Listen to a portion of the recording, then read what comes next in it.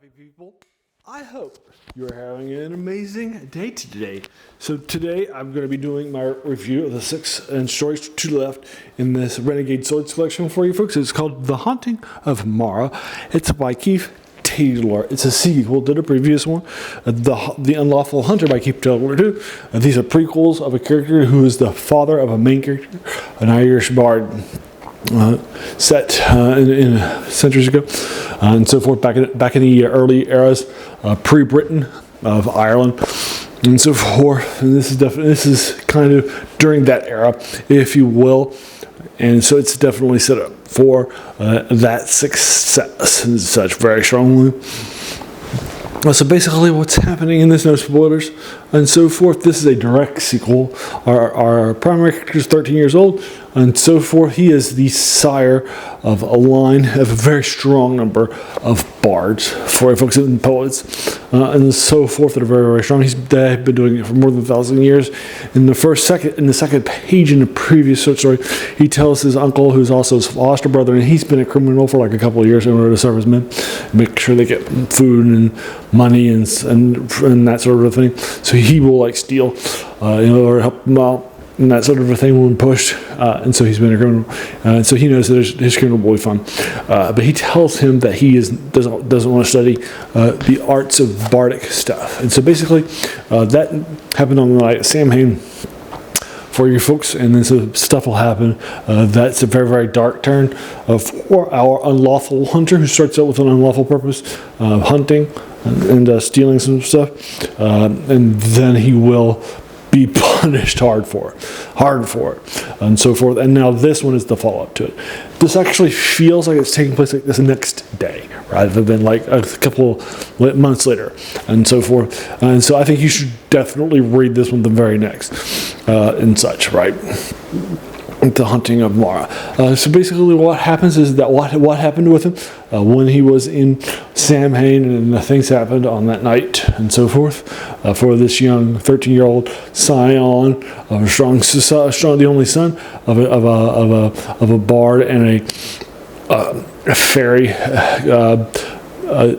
blooded mother who's a priestess of a tribe, and so forth. And so what has happened is now tainted him, but we're going to start off with him trying to dodge as punishment for the things that he did early on in the unlawful part of the Unlawful Hunter. He is going to have to pay up for it and so forth, and so he has agreed to have the people that really want to kill him for the things that he did, he's going to let them throw spears at him, 20 spears, and so he won't move outside of a circle that they draw on the ground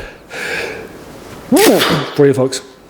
And so basically what happens with that is that we have our persons that will go out there and so forth, and they'll throw the spears, they'll try to kill them, they'll take breaks and so forth, they try to jerk them, and so he managed to dodge them all, and so now they are like, oh, we can't get it. Also, as a part of that, he says no blood debt, so that way if they did kill him, that his family wouldn't blood debt him back, because he was the one that agreed with them. But now that they have done their 20 spears, they can't do a blood debt down back and so forth, and everybody's like really happy that he survives. But now they see he's a darker person because of what happened on Samhain a couple days ago for you folks. So that's basically the setup, the first couple pages of this 21-page short story for you folks. So this is, again, The Haunting of Mara. Now the character this was the lead of about 5 or 6 novels by Keith Taylor. These are the short stories that I've read by, and then also he has some short stories in them too. And so he's more of a prequel, setting up the father's background and so forth of this Irish bard person that he sires. So that's kind of the setup for what's happening for this. But I haven't read anything by him, and so for this collection has 8 short stories in it. It starts with Michael Moorcock's 2 of his rack here, the Red Archers, the Roaming Forest, and To Rescue Talon, and then also Archers of Valhalla by Robert D. Howard, a Karl Edward Wagner story and David Drake called Killer, which I loved a lot, gave an 8 to. The Haunting of Mara, the Unlawful Hunter by Keith Taylor, and the last 2 2 are The Pool of the Stone God by Abraham Merritt, and Stone Skin by John Morressy for you folks. And so those are the ones. Now this is a Sword and Sorcery collection. It's a follow-up to the previous one. The idea here is to give you things either that just haven't been republished recently or ever, so it's the original publication, or something that has just fallen off the cliff by Sword and Sorcery fans or fans of these authors, because this might be their only publication, or only two in this case. Keith Taylor's ones here are both published in For Weird Tales in 1988, but have never been published since. We're together. So this is the first time that those are appearing. Just says that. There's a third one in this collection, which I've a third one in the series, and that's the conclusion. It's by DMR. I'll link you to the collection in the comments below. I think this is better than the previous one that I gave a 7 to. So it's probably like 7.5 to. I think it loses its length well. I think it's set up very strongly, but you really need to have read that. I just don't think you can go into this sequel without having read that and all the details that happens without actually having done that. So I think it's good that they're actually in the same volume for you folks. You can link to this Renegade Swords 2 for you folks. All right. And so there you are. And if you like this or agree or disagree with my 7.5 out of 10 without spoilers, just like me too, please let me know what your thoughts are in the comments below, and thank you so much. And just again, keep it spoiler free, whatever your thoughts are, and if you've read it and such. Again, I'll link you to it in case you haven't, but again, keep it spoiler free for people that might not have heard of Keith Taylor or this collection or this duo, right, or a source by this guy. Alrighty, and there you are. If you like this video, why not hit the like button, the bell icon if you're feeling frisky, to be notified of my videos each week. I try to do these older videos, and this is from 88.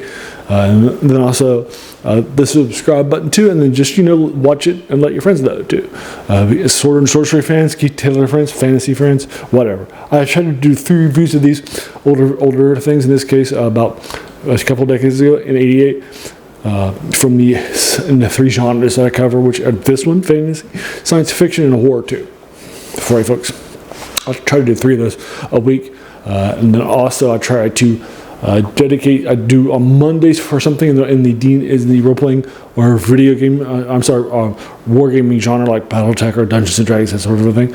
I try to do a video game review on Wednesday. I try to do a movie top 10 review on Friday for you folks, and I also try to dedicate my Saturdays to the throwback storytelling method that we've forgotten, the movie and TV serials that used to really sort of sell seats and so forth. So that's fun too. Alright, so check that out if you like this. As a reminder, the name of this channel, as a part of that, is the worst thing about new books. That's a quote by a French philosopher, Jacques Joubert, who said that the worst thing about them was that they kept us from reading the old ones. In this case, an 88 short story I might have forgot about, right? Heavily influential, authors, or sometimes authors that we just haven't remembered things with, or lesser known works by famous writers, right? In this case, this collection.